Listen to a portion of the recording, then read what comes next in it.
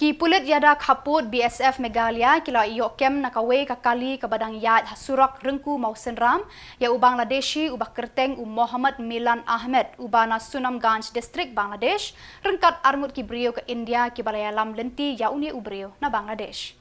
Na kini ki briew la talasi bat layo laipu lak tyngka ka pisa India. Ya kini baroh ngut bat tiar kitar bat ka pisa la aiti haki pulit ke Jylla Mawsynram Police Station banle ya ki jingtohkit katkum ki kendonan.